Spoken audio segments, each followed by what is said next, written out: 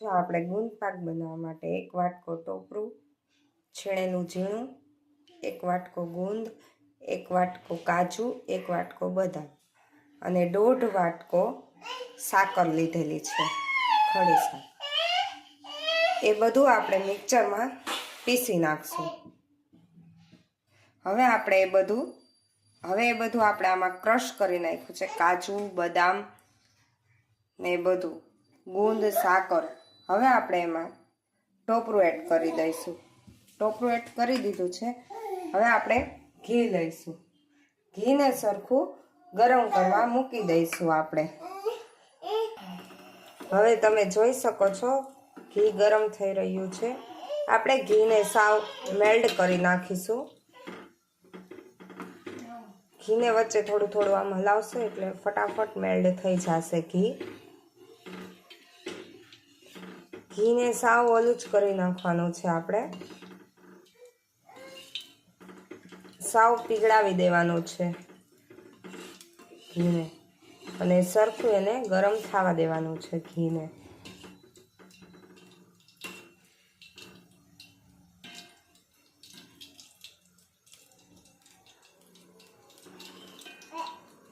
હવે જોઈ શકો છો ઘીમાં બધું ઓલું ઓગળી ગયું છે.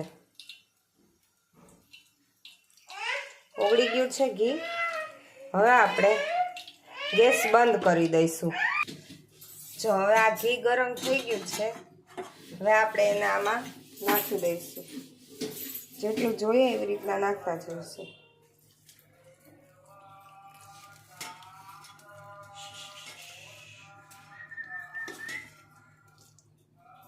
હવે આપણે આને હલાવી દઈશું થોડીક વાર.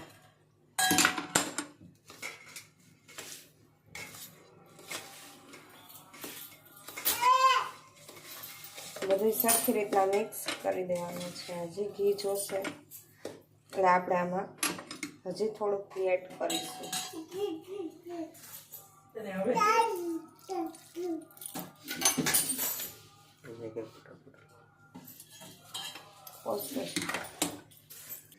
હવે આ બધું આપણે મિક્સ કરી દીધું છે. સરખું વ્યવસ્થિત મિક્સ થઈ ગયું છે. હવે આ મિક્સ થઈ ગયું છે. હવે આપણે આને આમાં ઢાળી દઈશું.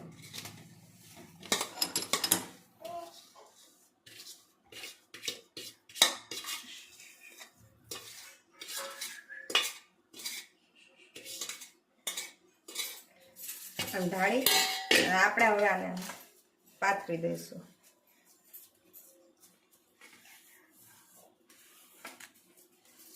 આમાં ઘી સરખું નાખવાનું, નકર જામશે નહીં.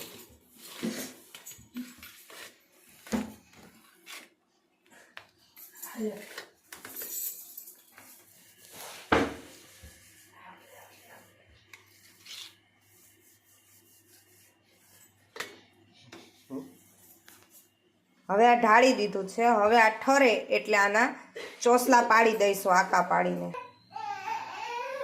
હવે આ પાક થઈ ગયો છે, ઠરી ગયો છે એટલે હવે આપણે આમાં ચોસલા પાડી દીધા છે. હવે આપણે આને એક ડબ્બામાં ભરી લઈશું. તો આપણો પાક થઈ ગયો છે. તો મારી ચેનલને સબસ્ક્રાઈબ, લાઈક ને શેર કરવાનું ભૂલતા નહીં.